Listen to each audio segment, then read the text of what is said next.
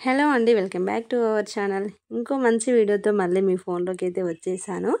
ఇంతకుముందు తిరుపతిలో ఉన్న జపాలి వీడియో చూపించేసాను కదా. ఇక జపాలి అయిపోయిన తర్వాత అక్కడ నుండి లాకర్ దగ్గరికి వెళ్ళేసి లగేజ్ అంతా సర్దుకొని కూడా తిరుమల కొండపై నుండి తిరుపతికి అయితే కిందికైతే వెళ్తున్నాం అనమాట. కిందికి వెళ్ళే దారిలో ఇదంతా చూడండి, కింద నుంచి తిరుపతి ఎంత బాగా కనిపిస్తుందో. సిటీ అంతా కూడా పెద్ద పెద్ద బిల్డింగ్స్ తో మస్తు కనిపిస్తుంది. కిందికి వెళ్ళి లంచ్ చేసేసి అరుణాచలం బస్ అయితే ఎక్కాము.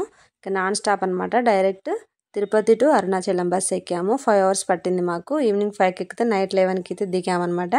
దిగగానే మేము దిగిన చోటే కూర్చున్నాము. ఇక అన్నయ్య మా ఆయన కలిసి అయితే రూమ్ చూడడానికి అయితే వెళ్ళారనమాట. రూమ్స్ అయితే చాలా ఎక్స్పెన్సివ్ అని చెప్పొచ్చు. ఎందుకంటే మేము వెళ్ళిన రోజు పౌర్ణమి, సో చాలా క్రౌడ్ ఉంది కాబట్టి రూమ్స్ అన్నీ కూడా ఆల్రెడీ అన్ని బుక్ అయిపోయాయి. ఇక డైరెక్ట్ ఇస్తారు, ఎప్పుడైనా సరే మనకి 1500-1000లో దొరుకుతాయట. కానీ పౌర్ణమి అయ్యేసరికి చాలా కాస్ట్ చెప్తున్నారు. ఇక్కడైతే మాకు వెతగ్గా ఒక 2000లో రీజనబుల్ ప్రైస్కి ఒక రూమ్ అయితే దొరికిందనమాట. రూము, హాలు, వాష్రూమ్స్ చాలా బాగున్నాయి. ఇలా రూమ్ అయితే తీసుకున్నాము. ఇంకా పిల్లలు అయితే అలసిపోయారు. ఇంకా వెళ్ళగానే పాప అయితే బెడ్ మీద పడుకుంది. అలాగే అప్పటికి టైం మిడ్నైట్ అయింది కాబట్టి ఇక పడుకొని ఎర్లీ మార్నింగ్ మళ్ళీ 3కి లేసి రెడీ అయ్యి అక్కడ నుండి బయటకు వెళ్ళేసరికి 4 అయింది. ఇదంతా కూడా రూమ్ దగ్గర నుంచి గుడికి వచ్చే దారిలో వాకబుల్ డిస్టెన్స్లోనే ఉంది రూమ్ కూడా, పెద్ద ఇబ్బంది ఏం లేదు. ఇంకా అక్కడ నుండి ఒక టీ తాగాము. ఫస్ట్ టీ తాగి ఇంకా స్టార్ట్ అయ్యామన్నమాట. కనిపిస్తుంది కదా ఎదురుగా మనకి గోపురం, అక్కడికి వెళ్ళాలి మనం, అదే గుడి. నార్మల్ డేస్లో అయితే ఎక్కువ క్రౌడ్ ఏమి ఉండదు. రూమ్స్ కూడా మనకి చాలా తక్కువ ప్రైస్కి దొరుకుతాయి. ఎక్కడ పడితే అక్కడ దొరుకుతాయంట గుడికి దగ్గరలో కూడా.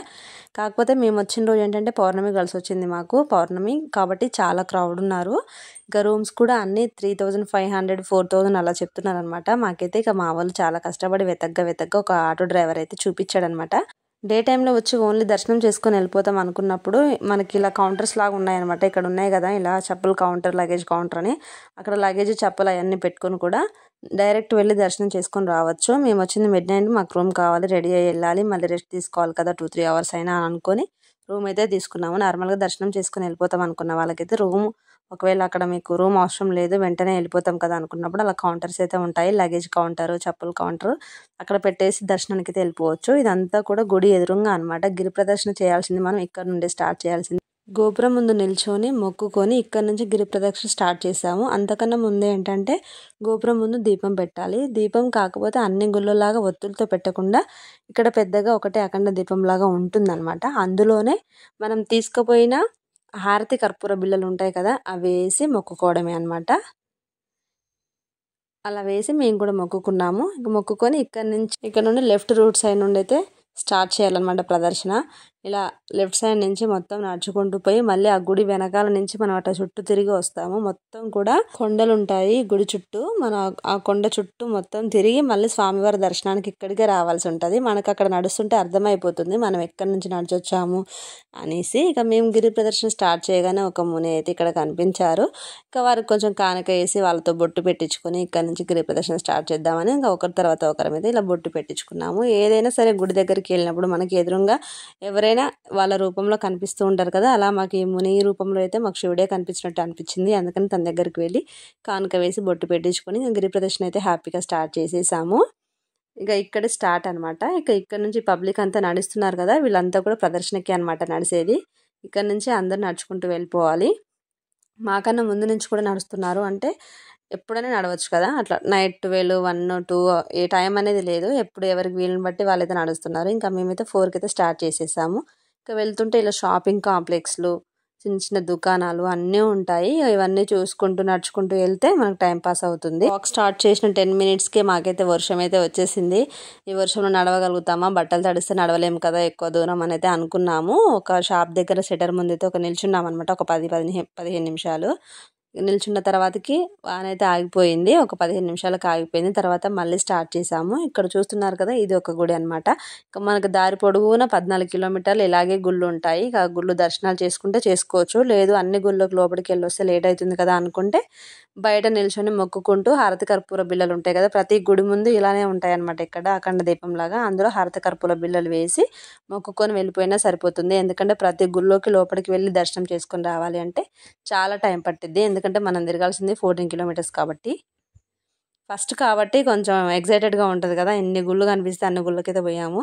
ఇక తర్వాత నడుస్తుంటే కొంచెం అలసిపోయినట్టు అయిపోయి బయట నుంచి బయటికి మొక్కుకొని అయితే వెళ్ళిపోయామన్నమాట. ఫస్ట్ ఒక హాఫ్ కిలోమీటర్ వరకు అయితే రోడ్డు సరిగా లేదు, అంటే కొంచెం కంకరగా రాళ్ళుగా ఉంది, ఇబ్బంది అనిపించింది. తర్వాత అంతా కూడా సీసీ రోడ్డే, చాలా బాగుంది. ఇక్కడ ఇలా మీకు కనిపిస్తుంది కదా, ఇలా ఉందన్నమాట రోడ్ అంతా కూడా. మన ప్రదక్షిణ మొత్తం అయిపోయేంత వరకు కూడా అలాగే ఉంటుంది. అలసిపోయినప్పుడల్లా మధ్య మధ్యలో ఇలా కాసేపు కూర్చొని మళ్ళీ లేచి మళ్ళీ నడుస్తామన్నమాట.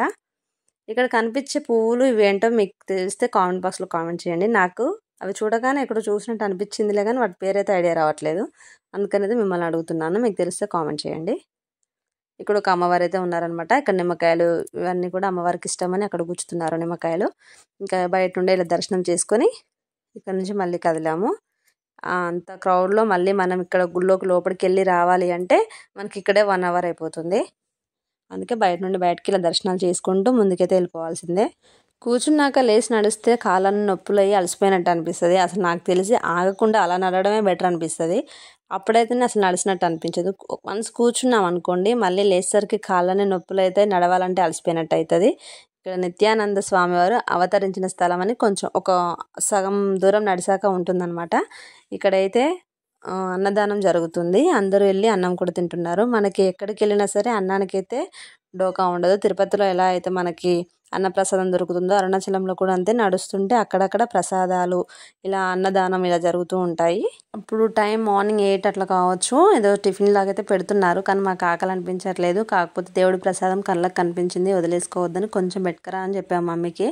తీసుకొస్తే అదే మనిషికి కొంచెం ప్రసాదం లాగా ఇదే అందరం అయితే తినేసాము. ఆ తర్వాత సగం దూరం నడిసాక కాళ్ళు అయితే నొప్పులు అయ్యాయి. ఇక్కడ మసాజ్ చేస్తున్నారు. ఈ మసాజ్ మిషన్ అయితే బాగుంది కదా, మనం కూడా ట్రై చేద్దామని అయితే కూర్చున్నాం అనమాట. నిజంగా కూడా భలే హాయిగా ఉంది. కాకపోతే ఏంటంటే ఆ మసాజ్ చేయించుకున్నంత వరకే, మళ్ళీ నడిచేటప్పుడు యథావిధిగానే ఉంటుంది. కాకపోతే ఆ కూర్చున్న కాసేపు చాలా రిలీఫ్ అనిపించింది. మీకు చూస్తుంటే అర్థమవుతుంది కదా ఎలా ప్రెస్ చేసి కాళ్ళ దగ్గరికి ఇలా వస్తుందో, మొత్తం కూడా ప్రెస్ లాగా అనిపించింది. అరికాళ్ళ దగ్గర కూడా మొత్తం ఇలా గిలిగింతలు పెట్టినట్టుగా అయింది. భలే ఉంది అసలు. ఇంకా పిల్లలు నేనైతే ఇలా మసాజ్ చేయించుకున్నాము. నెక్స్ట్ జ్యోతిర్లింగ దర్శనం అనే ఒక గుడి కనిపించింది. ఇక్కడ బయట ఉయ్యాలో స్వామివారు బాగా అనిపించింది అనమాట. దగ్గరికి వెళ్ళి స్వామివారి దర్శనం చేసుకొని ఉయ్యాల ఊపేసి అయితే వద్దామని వెళ్ళాము. ఇంకా ఈ ప్రదక్షిణ అంతలో కూడా మనకు బాగా టైంపాస్ అయితే షాపింగ్ అనమాట. స్ట్రీట్ షాపింగ్ లాగా మొత్తం కూడా అన్ని తక్కువ ప్రైజెస్కి అన్నీ దొరుకుతుంటాయి. కాస్మెటిక్స్ ఇంకా చాలా షాపింగ్ చేసుకున్నాం మేము కూడా. ఇంకా అక్కడ నుండి ప్రదక్షిణ అయితే అయిపోయింది. దగ్గరలో వచ్చేసాము ఆల్మోస్ట్. ఇంకా స్వామివారి గోపురం దగ్గరికి అయితే వచ్చేసాము. మళ్ళీ దర్శనం చేసుకొని బయటకైతే వచ్చేసాము. ఇక్కడ నుండి నెక్స్ట్ వెళ్ళాల్సింది కంచి కామాక్షి అమ్మవారి టెంపుల్కి. ఇంకా అందుకని మళ్ళీ రూమ్కి వెళ్ళి ఫ్రెష్ అయ్యి లగేజ్ సర్దుకొని బస్ స్టాప్కి అయితే వచ్చేసాము. నెక్స్ట్ వీడియోలో కంచి కామాక్షి టెంపుల్, వెండిబల్లి, బంగారు బల్లి వీడియోస్ అన్నీ కూడా వస్తుంటాయి. మన ఛానల్ సబ్స్క్రైబ్ చేసుకొని చూస్తూ ఉండండి. చూసిన ప్రతి ఒక్కరు లైక్ చేయడం మర్చిపోకండి. Thanks for watching. First time మన ఛానల్ చూస్తున్న వాళ్ళు ఇప్పుడే సబ్స్క్రైబ్ చేసుకోండి. బాయ్.